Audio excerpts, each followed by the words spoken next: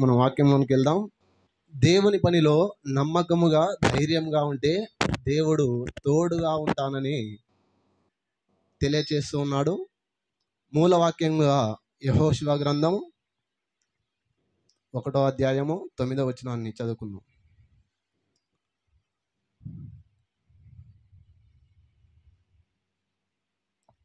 యెహోషువ గ్రంథం 1వ అధ్యాయము 9వ వచనము. నేను నీకు ఆజ్ఞాపించి ఉన్నాను గదా, నిబ్బరము కలిగి ధైర్యంగా నుండుము, దిగులు పడకుము, జడియకుము. నీవు నడుచు మార్గమంతటిలో నీ దేవుడైన యెహోవా నీకు తోడుగా యుండును. నీకు తోడయుండునని దేవుడు సెలవిస్తూ ఉన్నాడు యెహోషువ తోటి. ఎందుకంటే తన గురువు గారు అయిన మోషే గారు చనిపోయిన తర్వాత ఆ ఇశ్రాయేలు జనాంగాన్ని ఏ విధంగా నడిపించాలి, ముందుకి ఎలా కొనసాగించాలి, మా పితరులు అయిన అబ్రహాము, ఇస్సాకు, యాకోబులకి వాగ్దానం చేసిన దేశమునకి వీరందరినీ నడిపించడానికి నాకు శక్తి ఉన్నదా, జ్ఞానం ఉన్నదా అని ఒక వింతగా భయపడుతూ ఉన్నాడు యెహోషువ. అప్పుడు యెహోషువ తోటి దేవుడు అంటున్నాడు, ధైర్యంగా ఉండు, నిబ్బరము కలిగి ఉండుము, నేను నువ్వు వెళ్ళే మార్గం అంతట్లో నీకు తోడుగా ఉంటానని వాగ్దానం చేసిండు.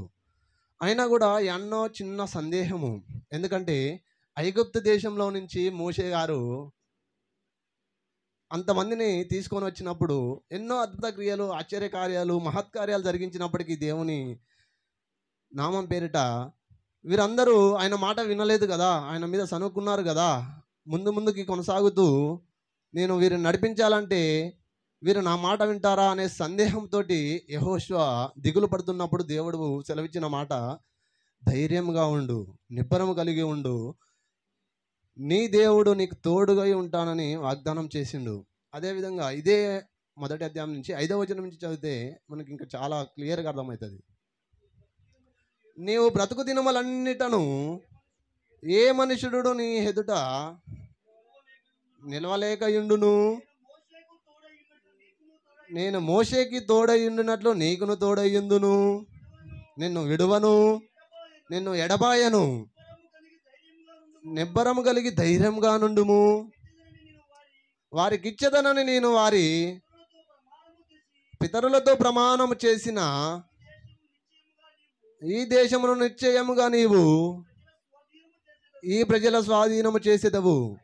అయితే నీవు నిబ్బరము కలిగి జాగ్రత్త పడి బహుధైర్యంగా నుండి నా సేవకుడైన మోషే నీకు ఆజ్ఞాపించిన ధర్మశాస్త్రం అంతటి చొప్పున చేయవలెను. నీవు నడుచు ప్రతి మార్గమున చక్కగా ప్రవర్తించినట్లు నీవు దాని నుండి కుడికి కానీ ఎడమకి కానీ తొలగకూడదు. ఈ ధర్మశాస్త్ర గ్రంథమును నీవు బోధింపక తప్పిపోకూడదు. దానిలో రాయబడిన వాటన్నిటి ప్రకారము చేయుటకు నీవు జాగ్రత్త పడినట్లు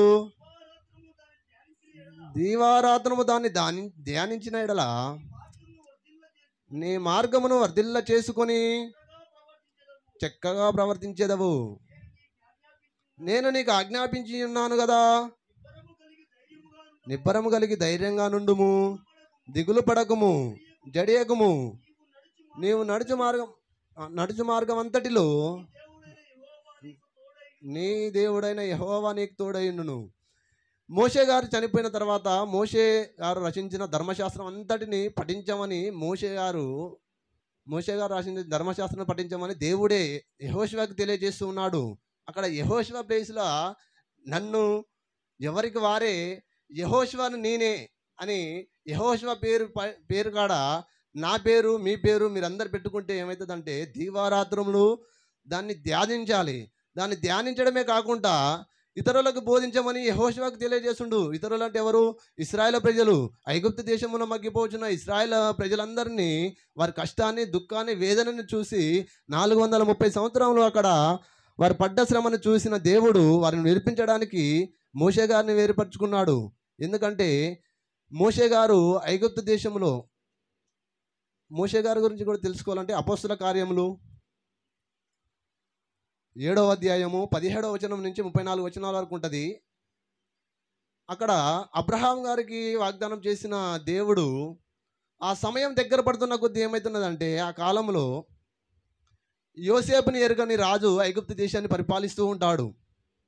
ఆ పరిపాలించిన క్రమంలో ఏమవుతుందంటే, ఆ సమయంలోనే మోషే గారు జన్మిస్తూ ఉంటాడు. అక్కడున్న ఆనవాయితీ ఏంటంటే, అక్కడ మగపిల్లలు పుడితే ఆ రాజు ఐగుప్తిలో మన ప్రజల కంటే ఎక్కువ ఇశ్రాయేలీలు, హెబ్రీయులు విస్తరించిపోతున్నారని చెప్పేసి ఒక పండాంగం పండి, ఆడపిల్లలు పుడితేనే వారిని బ్రతకనివ్వాలి, మగపిల్లలు పుడితే వారందరిని చంపాలని ఒక ఆజ్ఞ జారీ చేస్తాడు.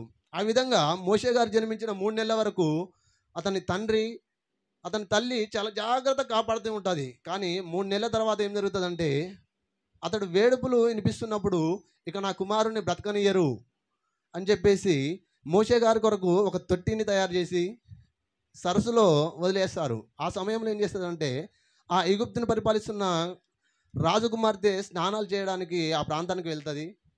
అక్కడ ఆ మోషే గారిని చూస్తుంది. ఆ పెట్టెలో అతడు సుందరవతుడు, చాలా అందంగా ఉంటాడు ఆ పిల్లగాడు. ఆ పిల్లగాడిని నేను పెంచుకుంటా అని చెప్పేసి ఐగుప్తు దేశానికే తీసుకుపోతుంది. ఎందుకంటే ఐగుప్తు దేశంలో పిల్లగాళ్ళు పుడితే వారు ఇశ్రాయేలీలు, హెబ్రీయులు కాబట్టి వాళ్ళని ఉంచకుండా చేద్దామన్న రాజుగారి కుమార్తె ఏం చేస్తుందంటే, మోషేని తీసుకుపోయి పెంచుతూ అతన్ని పెద్ద చేస్తూ 40 సంవత్సరాలు వచ్చేంత వరకు పెంచితే మనవాడు మోషే గారు ఏం చేస్తారంటే, అక్కడ ఉన్న ఐగుప్తులో ఉన్న సకల విద్యలో ప్రావీణ్యుడు. అక్కడ ఉన్న ఆ సొంత దేశంలో పుట్టిన వారు కానీ, ఆ రాజ్యంలో ఉన్న వారి కంటే ఎక్కువ విద్యలు నేర్చుకొని ఇలా ఉన్నాడంటే ప్రావీణ్యత కలిగి ఉన్నాడు. అప్పుడు అతను ఒక తలంపు వస్తుంది, నా దేశం ఇది కాదు కదా, నా ప్రజలు వీర్లు కాదు కదా, నా ప్రజలైన ఇశ్రాయేల్ ప్రజల కాడికి నేను వెళ్ళాలని ఒక చిన్న ఆలోచన కలుగుతుంది. మోషే గారు కలిగినప్పుడు ఏం చేస్తాడంటే, అతడు ఆ రాజగృహం నుంచి బయటికి రాగానే ఇశ్రాయేలీయులు ఐగుప్తీయుడు గొడవపడుతూ ఉంటాడు. అక్కడ ఐగుప్తుని మీద బడి కొట్టి చంపేస్తాడు. ఆ విషయము రాజుగారికి తెలిసి ఎక్కడ నన్ను చంపేస్తాడు అని చెప్పేసి ఆ ఐగుప్తు దేశం నుంచి పారిపోతాడు. తన మామగారైన ఇత్రో గారి గారికి పారిపోతూ ఉంటాడు. పారిపోయి అక్కడ ఏం చేస్తాడంటే, నిర్గమకాండం 3వ అధ్యాయం మొదటి నుంచి చదివితే, తన మామ అయిన ఇత్రో దగ్గరకు వెళ్ళి అక్కడ ఏం చేస్తాడంటే 40 సంవత్సరాలు ఆయన కాడ నమ్మకంగా ఉంటూ అతనికి ఉన్న విస్తారమైన గొర్రెలని కాస్తూ ఉంటాడు.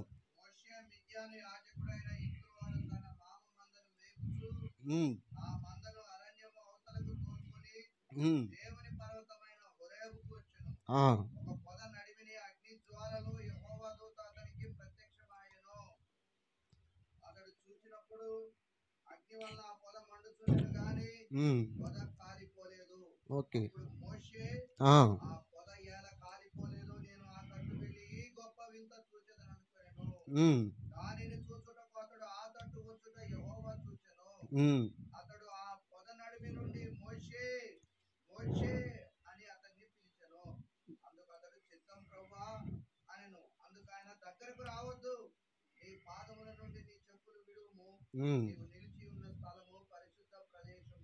ఓకే. ఇక్కడ ఈ 3వ అధ్యాయం మొత్తం ఏముంటుందంటే, మోషే గారిని, అతని మామ గొర్రెలు కాస్తున్న మోషేని దేవుడు నమ్మకస్తుడుగా ఎంచి ఏం చేస్తాడంటే, ఐగుప్తు దేశంలో మగ్గిపోతున్న తన ప్రజలైన ఇశ్రాయేల్ జనాంగాన్ని విడిపించడానికి, మోషే నువ్వు నమ్మకమైన వాడివి, ఆ అరణ్యం దాటి ఆ దేవుని కొండగాడికి వచ్చినప్పుడు ఏం జరుగుతుందంటే, తను గొర్రెలు కాస్తూ ఉంటే ఆ పొదల మధ్యలో అగ్ని మండుతూ ఉంటుంది, కానీ ఆ పొద కాలట్లేదు. అది ఏవేలా కాలట్లేదు అని చెప్పేసి అతడు అవతల తట్టు వెళ్ళి చూద్దామనే లోపే దేవుడు మాట్లాడుతూ, నువ్వు రావద్దు, నువ్వు నిలిచిన స్థలం పరిశుద్ధ స్థలం కాబట్టి నీ చెప్పులు విడువు, నేను మాట్లాడే మాటలు నువ్వు విను అని చెప్పేసి మోషే గారితో మాట్లాడుతూ, ఐగుప్తు దేశంలో నా ప్రజలు మగ్గిపోతున్నారు, వారు పెట్టిన మొరను, వారు చేసిన ప్రార్థనను నేను అంగీకరించాను, విన్నాను, కాబట్టి నీవు ఫరో ఎదుటకెళ్ళి నువ్వేం చేయాలంటే నా ప్రజలను విడిపించాలి అని చెప్పేసి మోషే గారికి తెలియచేస్తాడు. అప్పుడు మోషే గారు ఏమంటాడంటే, నేను నత్తివాడను, నేను మాటలు మాట్లాడలేని వాడను అని చెప్పేసి బొంకుతూ ఉంటాడు. కానీ 12వ వచనంలో తెలియజేస్తాడు, ఆయన నిశ్చయముగా నేను నీకు తోడయ్యిందును, నేను నిన్ను పంపితినట్టుకు ఇది నీకు సూచనగా నీవు ఆ ప్రజలను ఐగుప్తులో నుండి తోడుకొని వచ్చిన తర్వాత మీరు ఈ పర్వతం మీద దేవుణ్ణి సేవించెదరు అని మోషే గారికి తెలియజేసిండు. ఎందుకంటే అతనికి 2 సూచనలు చూపిస్తాడు. నీ చేతిలో ఉన్న కర్ర ఉన్నది కదా, ఆ కర్రని కింద పడేయి, ఆ కర్రని పట్టుకో అంటే అది ఏమవుతుందంటే కింద పడేయగానే సర్పం అవుతుంది, మరలా పట్టుకో అనగానే అది పాము అవుతుంది. మరలా ఇంకో సూచనగా ఏం చూపిస్తాడంటే నీ చెయ్యిని హృదయం మీద రొమ్ము మీద పెట్టుకో అనగానే అతని చెయ్యి కుష్టి కలిగేది అవుతుంది. మరలా నీ చెయ్యిని మరలా యథావిధిగా మరలా నీ యొక్క ఎదురుము మీద పెట్టుకోగానే మరలా మిగతా శరీరం ఎలా అయితే ఉన్నదో ఆ విధంగా తయారవుతుంది. ఈ 2 సూచనలు నీకు చాలు. నువ్వు వెళ్ళి ఫరో ఎదుటికి వెళ్ళి నా ప్రజలను విడిపించు, నేను నీకు తోడై ఉంటాను, నువ్వు నమ్మకంగా ధైర్యంగా ఉండు, నేను నీకు తోడుగా ఉంటాను కాబట్టి నువ్వు వెళ్ళి నా ప్రజలను విడిపించు అని చెప్పేసి మోషే గారికి తెలియజేస్తూ ఉంటాడు.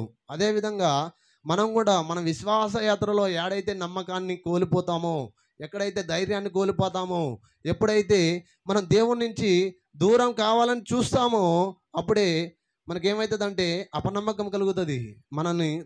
మనకున్న ధైర్యాన్ని కోల్పోయి మనం బాధపడుతూ దిగులు పడుతూ ఎన్నో విధాల కష్టాలు పడుతూ ఉంటాము.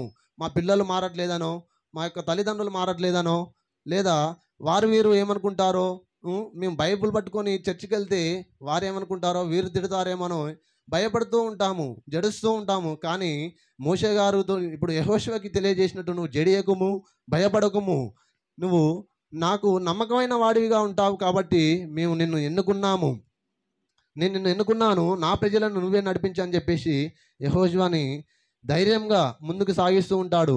ఆ రీతిగా మోషేకి ఏ విధంగా తోడుగా ఉండి ఐగుప్తు నుంచి తన ప్రజలను విడిపించాడో, నువ్వు మోషే ఏ విధంగా అయితే ఇన్ని సంవత్సరాలు నా ప్రజలను నడిపించి తను మరణించాడో, తన తదానంతరము నా ప్రజలను నడిపించే నాయకుడు నమ్మకైన వాడు ఎవడన్నా ఉన్నాడంటే ఇక 6 లక్షలకు పైచలకు జనాల్లో ఎవరైనా కనిపిస్తున్నాడంటే నూను కుమారుడైన యెహోషువ అక్కడే దేవునికి నమ్మకమైన వాడు కనిపిస్తున్నాడు. ఎందుకంటే తన సేవకుడైన మోషేతోటి ఉపచారం చేస్తూ తనతో నడుస్తూ అనేక అంశాలు దేవుని పరిశుద్ధ గ్రంథంలోని లేఖనాలని తను పరిశీలిస్తూ ఉన్నాడు కాబట్టి దేవుని దృష్టి యందు నమ్మకమైన వాడిగా యెహోషువ కనపడ్డాడు. కాబట్టి యెహోషువని ఎక్కడో అయితే తన సేవకుడు మరణించినాక వీరందరినీ ఏ విధంగా నడిపియాలి, నేను ఎలా ముందు కొనసాగాలి అనే సందిగ్ధంలో పడి వెనకడికి వేస్తున్న సమయంలో దేవుడు నువ్వు ధైర్యంగా ఉండి నువ్వు నిబ్బరం కలిగి ఉండు, నేను నీకు తోడై ఉంటాను. మోషేకి ఏ విధంగా అయితే తోడుగా ఉండి ఐగుప్తు చెర నుంచి నా ప్రజలను విడిపించానో ఆ రీతిగా పాలు తేనెలు ప్రవహించే దేశంని అబ్రహాం దేవుడను, ఇస్సాకు దేవుడను, యాకోబు దేవుడను నీ పితరులకి నేను వాగ్దానం చేసినట్టు పాలు తేనెలు ప్రవహించు ఆ కానాను దేశానికి నడిపించడానికి నిన్ను నాయకునిగా నేను నియమించుకొని ఉన్నాను కాబట్టి నువ్వు ధైర్యంగా ఉండి వీరిని నడిపించమని దేవుడు యెహోషువకు తెలియజేసినప్పుడు యెహోషువ కూడా నమ్మకంగా ఇశ్రాయేలు ప్రజల్ని నడిపించడానికి సిద్ధపడ్డాడు. అదేవిధంగా యోసేపు గారి యొక్క జీవితం చూస్తే యోసేపు గారి అన్నలు ఏం చేశారంటే యోసేపుని కొట్టి గుంటలు పడేసి ఐగుప్తీయులకు అమ్ముకున్నారు. వాళ్ళు 30 వెండి నాణ్యాలకి అతను నమ్ముకొని ఉన్నప్పుడు దేవుని ఎదుట నమ్మకముగా దేవుని యందు భయభక్తులు కలిగి దేవుని యందు ధైర్యాన్ని కోల్పోకుండా ఏం చేశాడంటే దేవుణ్ణి స్తుతిస్తూ ఆరాధిస్తూ ఐగుప్తు దేశంలో ఉన్నప్పుడు ఏం చేశాడంటే దేవుడు తన నమ్మకాన్ని చూశాడు.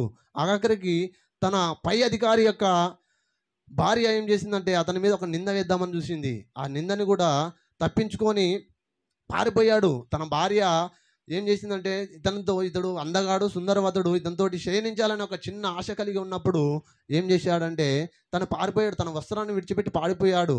అయినప్పటికీ కూడా ఆమె ఏం చేసిందంటే తన భర్త గృహానికి రాగానే చెప్పగానే అతన్ని చెరసాలలో వేపించింది. కానీ యోసేపుకి ఎవరు తోడుగా ఉన్నాడు? దేవుడు తోడుగా ఉన్నాడు కాబట్టి అక్కడ ఉన్న అధికారులని, ఆ జైలు అధికారుల మనసును కూడా మార్చి తనని ఉన్నతమైన స్థితిలో నిలబెట్టడానికి కారకుడుగా దేవుడు ఉన్నాడు. ఎందుకంటే యోసేపు కూడా దేవుని యందు నమ్మకముగా తన ధైర్యాన్ని విడిచిపెట్టకుండా నేను చేసింది తప్పు కాదు, ఎందుకంటే నేను చేసే తప్పు ఏదన్నా ఉంటే అది నా దేవునికే తెలుస్తుందని తెలియజేశాడు. కాబట్టి అతడు పారిపోయాడు, ఆ పాపాన్ని చేయకుండా పారిపోయాడు. కాబట్టి దేవుడు అతనికి తోడుగా ఉండి ఆ చెర నుంచి విడిపించి ఆ ఐగుప్తు రాజ్యానికి 2వ రాజుగా తినని నియమించడానికి కారకుడయ్యాడు యోసేపు. మనం కూడా ఆ రీతిగా మనం ధైర్యం కలిగి మనం దేవుని యందు నమ్మకంగా ఉండాలి. కానీ ఎవరన్నా నింద వేయగానే, ఎవరన్నా తిడతారేమో, ఎవరన్నా మనల్ని దూషిస్తారేమో, ఎవరన్నా మనల్ని అడ్డుకుంటారేమో అన్న భయంతోటి, ఈ భయంతోటే మనం వెనకడుగు వేసి ఏం చేస్తామంటే దేవుని పనిలో ముందుకు కొనసాగలేము. మన కుటుంబంలో కావచ్చు, మన కుటుంబంలో ఉన్న పిల్లలు కావచ్చు, భర్త కావచ్చు, భార్య కావచ్చు, ఎవరైనా అడ్డుపడాలని చూస్తారు. ఎందుకంటే దేవుని రాజ్యానికి కట్టడానికి సాతానుడు అడ్డుకట్ట వేస్తుంటాడు. అది మన సొంత వారితో కావచ్చు, మన బంధుమిత్రులతో కావచ్చు, మన రక్త సంబంధికులతో కావచ్చు, లేదా మన ఊర్లో ఉన్న ప్రజలతో కావచ్చు. మనం దేవుని పని ముందు కొనసాగించాలని చూస్తే చాలా ఆటంకాలు, చాలా అడ్డుబండలు వేస్తూ ఉంటారు. యోసేపు గారి జీవితంలో కూడా అలాంటి సంఘటన వచ్చింది. అయినప్పటికీ కూడా దేవుని యందు నమ్మకాన్ని విడిచిపెట్టకుండా తను ఏం చేశాడంటే దేవునికి మొరపెట్టాడు. దేవునికి మొరపెట్టినప్పుడు అతడు చెరసాలలో అది ఉన్న అధికారి మనసు మార్చి అది నిజం కాదని చెప్పేసి అతన్ని ఐగుప్తు దేశానికి రాజుగా చేశాడు. కాబట్టి మనం కూడా దేవుని యందు నమ్మకంగా ఉంటూ, ధైర్యంగా ఉంటూ ముందుకు కొనసాగుతూ వెళ్ళాలి. అదేవిధంగా యోబును కూడా చూస్తే మనం, యోబు గారు కూడా తను న్యాయవంతుడు, యథార్థవంతుడు, సత్యవంతుడు అయినప్పటికీ కూడా యోబు గారి జీవితంలో కూడా చాలా ఆటంకాలు, నష్టాలు కలగడానికి కారణం ఏంటంటే సాతానుడు ఏ విధంగా పడివేయాలా అని చూస్తూ ఉన్నాడు. యోబు గ్రంథం 1వ అధ్యాయం 12వ వచనంలో చూస్తే, యోబు కలిగిన సమస్తాన్ని యెహోవా ఇదిగో ఆ,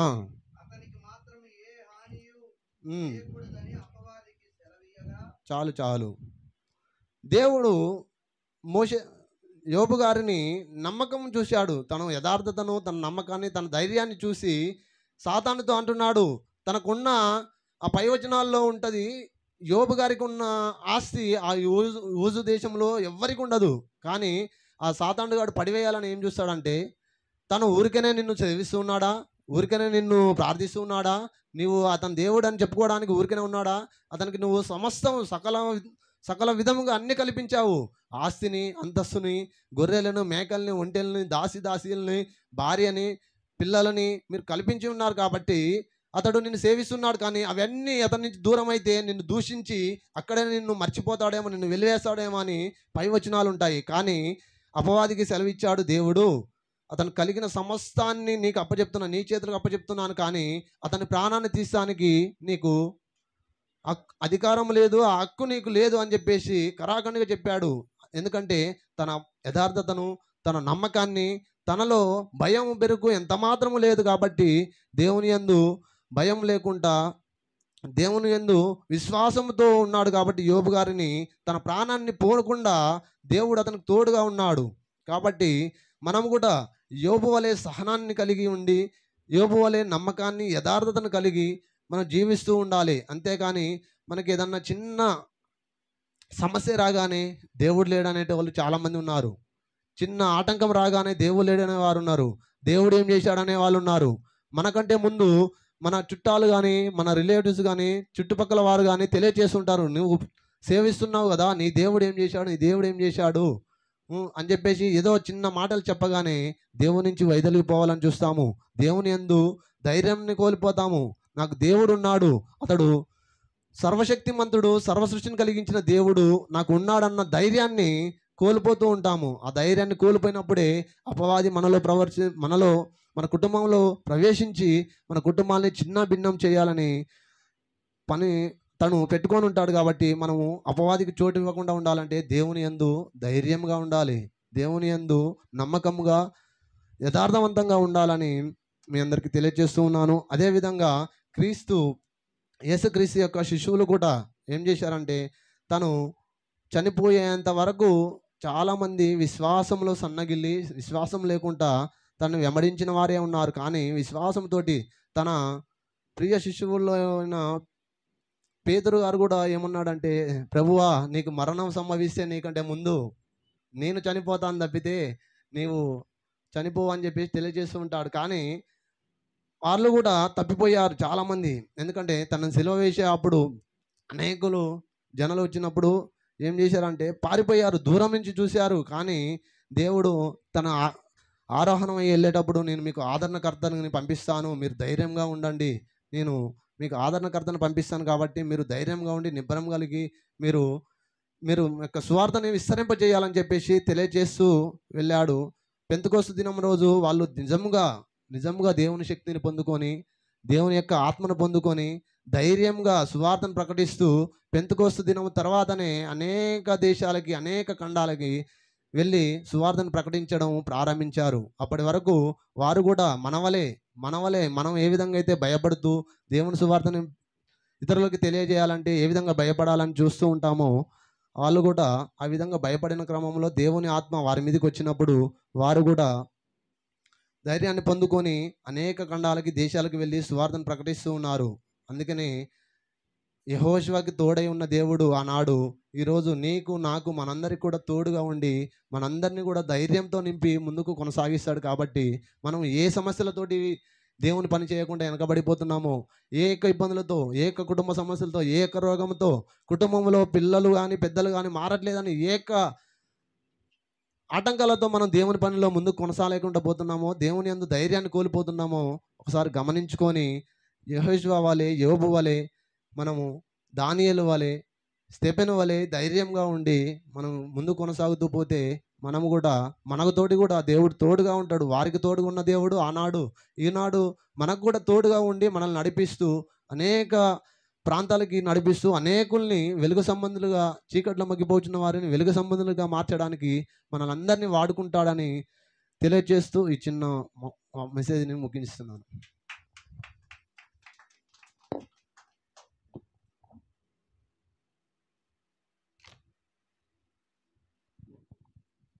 దేవునికి మహిమ కలుగును గాక. చాలా చక్కటి విషయాలు మరి యవన ప్రాయంలో మరి బోధించే కృపను ప్రభు ఇచ్చారు.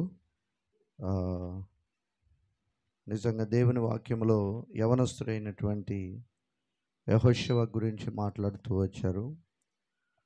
యెహోషువ ఆనాడు ఐగుప్తులో నుంచి రప్పించబడ్డటువంటి ప్రజల్లో చాలా అతడు చిన్నవాడు, అతడు యవనస్తుడు. అయినా కూడా దేవుడు అతన్ని ఏర్పరచుకున్నాడు. కానీ యెహోషువ మనసులో మాత్రం ఒక విషయం ఉండిపోయింది. దేవుడు నాకు తోడుగా ఉన్నాడా లేడా, ఈ ప్రజల్ని ఎలా నడిపించాలనే ఒక చింత అతన్ని వేధించినప్పుడు దేవుడు తన ప్రత్యక్షతనిచ్చాడండి. దేవుని ప్రణాళిక మనపై ఉంటే దేవుడు మనల్ని ఎప్పుడు కూడా విడిచిపెట్టడు. ఆమేన్, హల్లెలూయా. అప్పుడు దేవుడే మాట్లాడుతూ అతనికి ధైర్యం ఇచ్చాడు. నిబ్బరం కలిగి ధైర్యంగా ఉండాలి. సమస్యల్లో, ఇరుకుల్లో, ఇబ్బందుల్లో, మానసిక ఒత్తుల్లో, కుటుంబ సమస్యల్లో మనం ప్రభు సన్నిధిలో ధైర్యం కలిగి ప్రభు మీద ఆనుకోవటమే మన విశ్వాసం. అంతేగాని ప్రతి సమస్యకు మనం భయపడిపోయి ప్రభుకు దూరంగా వెళ్ళిపోతే సాతానుడు మనల్ని చీల్చి చెండాడి వాడు మనల్ని చంపే ధైర్యం లేదు, కానీ శ్రమలకు గురి చేసి మనల్ని మనం చనిపోయేటట్లుగా చేస్తాడు. మన మరణంపై వాడికి అధికారం లేదు, కేవలం యేసుకు మాత్రమే ఉంది. చంపే శక్తి వాడికి లేదు, కానీ శ్రమల పాలు చేస్తాడు, ఇబ్బందుల పాలు చేసి మనకు ఆలోచనలు పుట్టిస్తుంటాడు. దురాలోచనలు, ఇలా చేసుకో, అలా చేసుకో, అలా చేయి, ఇలా చేయి అని ప్రేరేపణ పుట్టిస్తాడనమాట. పక్కనే ఉండి దుష్టాలోచనలు చెప్తూ ఉంటాడు. అట్లాంటి సమయంలో మనం ప్రభు సన్నిధిలోనే వేచి ఉండి ఏం చేయాలట, కనిపెట్టుకొని ప్రార్థన చేయాలి. ప్రైజ్ ది లార్డ్, హల్లెలూయా.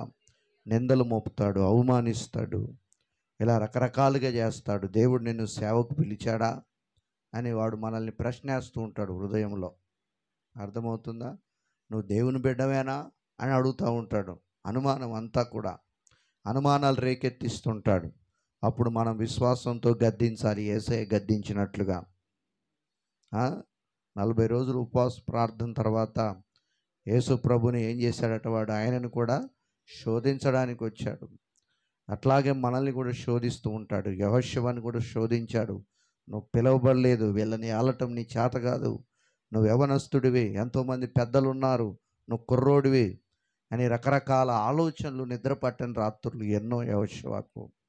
అట్లాంటి సమయంలో దైవ ప్రత్యక్షత ప్రభు ఇచ్చాడు. ఇచ్చి నేను నీకు మోషేకు తోడైనట్లు, ఆ మాట వాగ్దానం చూడండి, ఏ మాత్రం కూడా తేడా తారతమ్యము లేదు. మోషేకు ఎలా తోడుగా ఉన్నానో నీకు అలాగే తోడుగా ఉంటాను. నిబ్బరం కలిగి ధైర్యంగా ఉండు, వాక్యాన్ని మాత్రం నువ్వు ఎట్టి పరిస్థితుల్లో విడిచిపెట్టకు అని మాట మాత్రం కరాఖండిగా చెప్పాడు. మోషే రాసినటువంటి ధర్మశాస్త్రం అంతటిని, అంటే దేవుని వాక్య ప్రకారం నువ్వు బ్రతకాలి, ప్రజల్ని నడిపించాలి. ఇది దేవుని యొక్క వాగ్దానం అతనికి దేవుడు ఇచ్చాడనమాట. అట్లాంటి పరిస్థితుల్లో కూడా అతడు నిబ్బరం కలిగి దేవుని మాట మీద విశ్వాసం ఉంచి ధైర్యంగా నిలబడ్డాడు. దేవుని బిడ్డలమైన మనకి ఏముండాలండి? ధైర్యం ఉండాలి, పిరికితనం ఉండకూడదు. మనం పిరికి వాళ్ళం కాదు. యోధా గోత్రపు సింహమైన యేసయ్య పిల్లలం. సింహపు పిల్లలు పిల్లిలాగా మియావు అంటాయా?